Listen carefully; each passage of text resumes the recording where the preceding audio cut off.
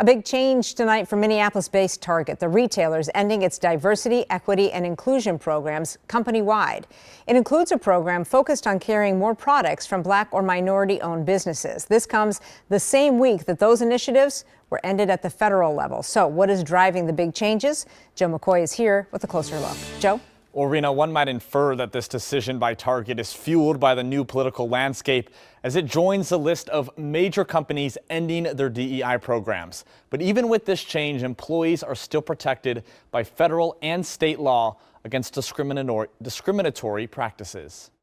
The politics determines the rules of the game. Earlier this week, President Trump signed an executive order ending diversity, equity, and inclusion programs across federal agencies. This action is causing a ripple effect among big companies, with Target now joining the likes of Walmart and McDonald's, ending its DEI program. How I interpret these rollbacks is a move by Target to a more traditional and neutral stance. George John is a University of Minnesota marketing professor. He says he's not surprised to see large companies acting swiftly. They have to make money, and it's a brutally competitive business. And it's best to keep everybody on your side as much as possible. There's a lot of ways that executive orders can affect businesses. In 2023, the federal government committed around $759 billion in contracts with private companies for everything from computers, military equipment, to toilet paper. One of Trump's executive orders now requires businesses contracted by the government to not have programs that include preferences based on characteristics such as gender or race. What these executive orders are doing is having a trickle-down effect of encouraging businesses to end their aspirational goals that are part of their DEI programs. Employment lawyer Sean Wanta says discrimination still occurs with DEI programs in place. And even with Target making this move today, employees are protected from discrimination by federal and state law. Boy. So we got to talk about the left-wing liberal backlash to Trump ending the scam known as DEI, aka government-sponsored racial discrimination. President Trump decided that, you know what, we're done with this game. We're ending it. We're going to make our government meritocratic, We're going to hire people based off meritocracy. We're going to work with companies based off meritocracy. And this has created a trickle-down effect, in which you now have private companies coming out and saying, you know what, we're done with DEI as well, too, We're going to focus on what our shareholders want us to focus on, which is making more money, which I think is what they should be focused on, right? So that's what's happening here, And let's just say the black bourgeoisie, the black liberals, they're having a hard time accepting what is currently happening when it comes to Trump ending DEI. But at the same time, they tell you the quiet part out loud about how DEI was a scam in the first place. Take a look. Now you understand when the partners come down and they get rid of and sign executive orders and they begin to gut civil rights and economic rights. And now you understand when they change the Department of Justice Civil Rights Division. Now you are about to see with your own eyes every single Generation Alpha, Generation Z, Millennial, Generation X, what it looks like to live close to Jim Crow. No, I know some of y'all are saying, Roland, this ain't Jim Crow because I can go to the club with a white woman. This ain't Jim Crow because I can go out and we can go here and I can use this water fountain. I can use this bathroom and I can go here. But you need to understand, and I'm telling you right now, mark it down. 7:40 p.m. Eastern on January 23rd. A year from now, you are going to see a dramatic drop in the number of contracts that black businesses have gotten from the federal government. You are going to see a year from now a dramatic drop in the contracts that black-owned businesses will receive from corporate America and from state governments and from county governments and city governments and school districts. You are about to see see an economic calamity come down in Black America because too many of us sat our asses on the couch, chose not to vote because we said, well, if I don't get nothing before I vote, then I'm not going to vote. Now you are witnessing with your very eyes what happens. And then what you have are some of these same people who I saw your tweets. Well, I'm saying that we got to do for self. We got to do for self. Let me explain to you, everybody who keeps talking about doing for self, please explain to me how you are going to do for self in an industry that requires contracts. Please tell me how you're going to do that. If you do not have Black companies that control every aspect of the supply chain, then you cannot do for self. Right now, you have an assault on federal workers because of MAGA. Black people over-index in federal worker jobs. We are a higher percentage of workers in the federal government than we are in the population of the United States. There are more Black people who have high five-figure and six-figure jobs in government than we do in corporate America. So when you begin to see those attacks on the federal level, you're then going to begin to see Black people not be able to get the jobs in corporate America, which... Wow. So I got to tell you guys, that was probably one of the most fascinating rants that I've heard in a long time. Okay, because what Black liberals are trying to do is that they're trying to paint this narrative that, hey, we told you so, right? That Jim Crow is coming. Okay, you're going back to Jim Crow under President Trump.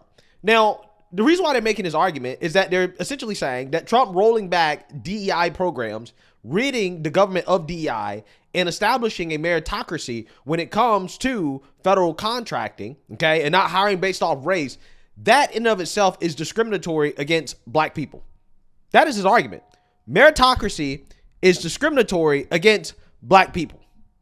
That's the argument. Now, he'll probably say, no, the government is racist, just like corporate America is racist, and Black people won't be getting the contracts, not because they're not the best, but because they're Black, right? You notice how Roland Martin at the end there admitted that, hey, we really need the government because the government is subsidizing our employment. So you have more Black people working for the government than everybody else as a portion of the population, which means Black people are overrepresented in the government workforce, but not in corporate America, right? In corporate America, Black people are underrepresented. Now, here's the kicker here. Here's where the hypocrisy comes in. Black people overrepresented in government. And now it's a bad thing, according to Black liberals, it is a bad thing that overrepresentation is being fixed, okay? Because when it comes to corporate America, the private industries, Black people being underrepresented is a problem, and white people being overrepresented is a problem. So they're telling corporate America, no, because Black people are underrepresented and white people overrepresented, you have to fix this, okay? You have to have your workforce look like the population as a whole. But that same logic does not apply when it comes to the federal government and the workforce, right? Now, Black people overrepresented in the federal workforce. Oh, no, we have to maintain that. But I thought that disparities were wrong. I thought that if there's a disparity, that means that there's a problem.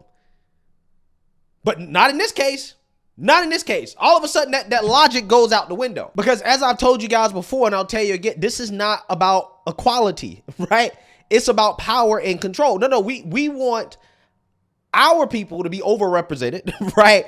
But the whites, no, you can't be overrepresented, right? If white people are overrepresented, it's a problem. It's an issue. Racism. If Black people are overrepresented, no, that's just right, right? That's just how it should be, because the white man has historically discriminated against us, and therefore it's okay for us to discriminate against them, right? And they won't tell you how long, okay, how much time is needed, because Black people not only are disproportionately employed by the government, but also disproportionately benefit from the welfare, right?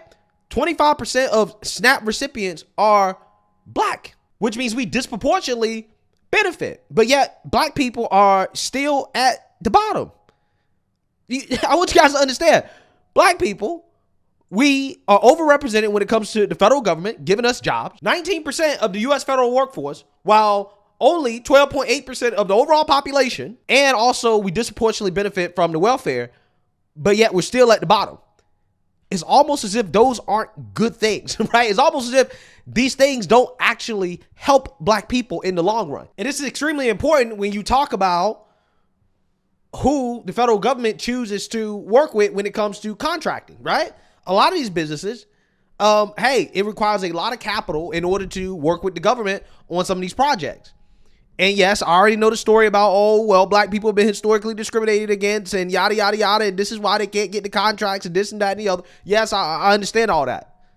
But my point is that with all this government assistance, if black people aren't building wealth, that signals a problem, right? There's some issue. There's a disconnect if black people aren't building wealth and succeeding like we've seen other minority groups succeed, okay?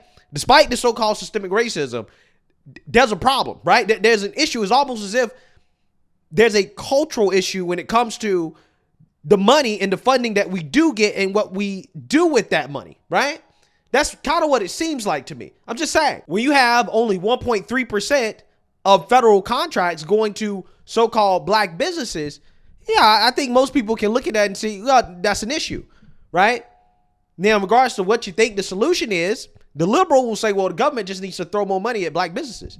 But me personally, I think the reason why the disparity exists is because there's probably not enough black businesses to fund for the government to have 13% of the federal contracting go to black businesses. I don't think there's enough, right? And then when you talk about the ones that actually qualified, again, that's a whole different conversation, because this is not a government problem to solve, right? This is not a government issue, okay?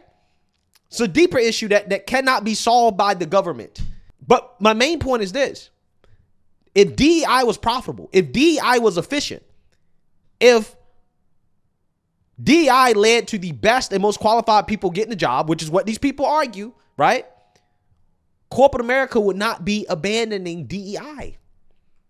And guess what? DEI being abandoned by corporate America, it's not going to affect the people at the bottom. It's not going to affect the actual workers. It's only going to affect the black bourgeoisie class. The black man that is working at Amazon, that's working at UPS, doing a real job, providing a real service, the black man does not benefit from DEI, right? They're not losing their jobs because Amazon or Target decided to end DEI. They're not losing their jobs. Okay, they're keeping their job because they're productive. Okay, they do things that is a net economic benefit, right? They are responsible for real economic output. But some of the individuals who will be losing their jobs are the so-called most educated group of people in the country, the liberal black women, right? Because they're the ones that are disproportionately benefiting from the DEI stuff. Because again, the jobs that the government's going to be getting rid of are not jobs that are essential to the government functioning, which again, we all pay into this stuff, right? So as a taxpayer, as a black taxpayer, you should want the government to efficiently use your tax money. And when they're using your tax money on stuff like this, every black person should be upset. Okay, so today I was supposed to be leading a training about environmental justice for a national agency, but it was canceled an hour before it started. Why? Well, because the new federal guidelines from the Trump administration ban not only DEI trainings, but also any trainings or programs about environmental justice. And they're not stopping there. These policies go further, rolling back protections for our water, land, opening the floodgates to drilling, silencing those that are fighting for justice in any form. And to make matters worse, they're demanding a list of contractors like me who provide DEI and environmental justice trainings. And to be honest, it's terrifying. Yeah, those are the people going to suffer, right? The people who don't have any real skills to go get a real job in corporate America, right? Or the private sector. Those are the people that are going to be suffering because DEI was a subsidy to those people, right? Who don't produce a damn thing except chaos, right? And division. And the more chaos and division there is, the more these people get paid, right? They make more money that way. And Trump has said, no, we're ending that. So now they want to try to spin this into, oh, see, we told you. We told you that they're hurting the black community. But actually what Trump is doing is that he's saving black taxpayers money because he's getting rid of the people who aren't the best for the job and who are less efficient. The black government workers who are qualified and are the best people for the job, they're going to keep their jobs. They're not losing their jobs. But again, we know that DEI is inefficient because if DEI was efficient and it made money, then corporate America wouldn't be running away from it. It's because it's not efficient. It doesn't help generate profit. It's not a good use of money. This is why they're not doing it. And newsflash, our government is being run by businessmen now, right? We have real business people in office for the first time in a long time, which means we're going to be optimizing how the government works so that taxpayers are getting the most out of their dollar when it comes to funding the government. And that's how it should be. That's how it should be. If all of these individuals actually had real skills, they can go and get jobs in the private sector. If they can't go out there and compete in the private sector and get a six-figure job, then why in the world are taxpayers paying them six figures? I'm just saying, right? The Democrats are telling us how these companies, the economy's so great. These companies, they need to hire so many people, right? This is what they're telling us. So if that's the case, all of these individuals who are so qualified, right? So exceptional, excellent, they should be able to get jobs in the private sector. Just saying. So yeah, the meltdowns here are pretty funny. We tried to tell y'all. I mean, Ali, I wrote specifically about this issue, what he was going to do to the Department of Justice multiple times during the election cycle, because as you pointed out in your open, this was all written down. So I don't like the shock and awe version of this, because if you had been paying attention, they wrote it down. They told you exactly what they were going to do and exactly how you were going to do it. And a majority of white people voted for this. This is the disgusting version of America that people want. And oh, by the way, eggs are still more expensive. So you didn't even get that. Great job, white folks. In terms of how... Yeah, so these people are so disingenuous. It's so funny to me. They keep throwing eggs are still expensive. I thought that Trump was going to lower the price of eggs. Nobody's falling for this. Trump has only been in office for 3 or 4 days, and he's already done more than what Joe Biden has done in 4 years. Now, I mean, you know, Joe Biden messed up a lot of things. He ruined his country, so maybe Trump hasn't done more in the last 4 days than Biden has done to ruin this country, but he's definitely done more in the last 4 days to help this country than Biden has done in the last 4 years. So, you know, these people are pretending as if Trump has had time to implement his economic policies. He hasn't done that yet, but they're coming. They're coming, okay? We cover it as a media or as a media group, right? We have to stop acting like any of these things have any basis in reality, right? Your earlier segment about birthright citizenship is a perfect example of how you should cover it. There is no question about whether or not birthright citizenship is constitutional. It just is, right? There is no question about whether or not the Civil Rights Act should apply. It just does. And every time the media tries to sane wash Trump, whitewash Trump, explain Trump, defend Trump, what they're doing is muddying the waters on these issues that we have already decided, right? And I'm not saying that there's not a place for nuance. I actually wrote in The Nation about how if Trump wants to end DEI programs, that's legal. DEI is a policy. DEI is a policy invented by white folks to try to stop other white folks from being racist. If they want to end the policy, the next media question shouldn't be like, oh my God, you're ending DEI. The next media question should be, okay, so what are you doing to combat racism in employment and hiring? What are you doing to combat sexism in employment and hiring in the federal government, the largest employer in the country? Because if the answer is nothing, well, then that becomes illegal. Well, then that violates the Civil Rights Act. That violates the 14th Amendment of the Constitution, the Equal Protection Clause. So the question has to be, fine, you want to end DEI, what's next, right? It's all like, you're going to repeal it. What are you going to replace it with? Because just going back to antebellum racism, that's what's illegal. Wow. Wow. Do you guys understand how ass backwards this is? He's basically essentially arguing that, well, getting rid of DEI and not replacing it with more racial discrimination, because the whole point of getting rid of DEI is to get rid of racial discrimination. Oh, well, that's illegal, right? You have to have racial discrimination because by default, white people are racist, right? By default, the government is racist. By default, the system is racist. So therefore, you need DEI as a way to fix the racism, right? You need to allow the government to discriminate against white people in order to have the government fall in line with its own laws, anti-discrimination laws, right? You guys see the grift here. If you start with, by default, you're racist no matter what, then that gives these people an excuse to do whatever they want, right? They can discriminate in whatever way they want, but you can't say anything about it because being against their discrimination is discrimination, right? Again, that's the game being played here.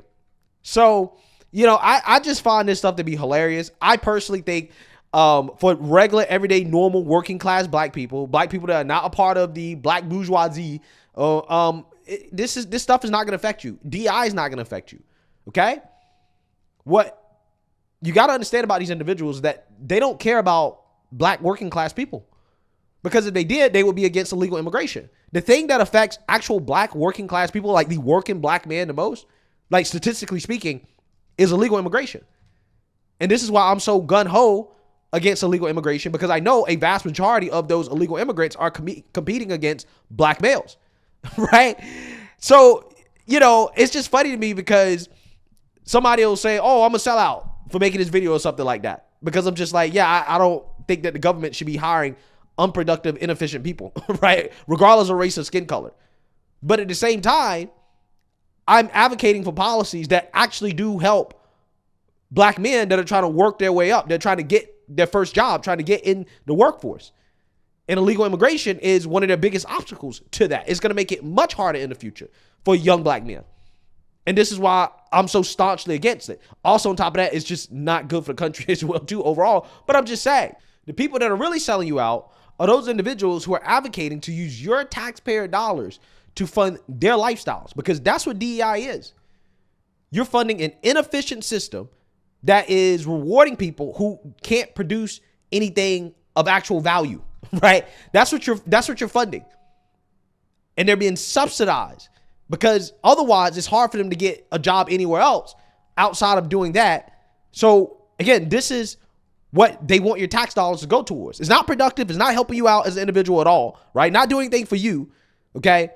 It's actually a inefficient use of your money. But hey, if you don't support that, then you're not pro-black, right? You're selling us out.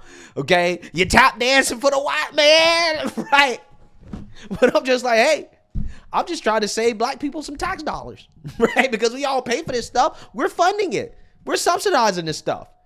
Now, I don't want to subsidize that, right? I don't want to subsidize unproductive people who are dividing the government, who are causing more chaos and destruction. No, I don't want to subsidize that, okay? Let the people who are best for the job to serve an actual productive function for the government, let them get the jobs, right? That's who I want to get the jobs, because I have to pay for that. And that shouldn't be a hard concept to grasp. Shouldn't be a hard concept to grasp at all. That's the way most people should be thinking about this stuff. Trump is saving us money. This is less stuff that we all have to pay for. We should want our government to be efficient, right? Because we pay for it. Let me know what you guys think. Make sure you like, comment, and subscribe. Most importantly, share a Black conservative perspective. Peace.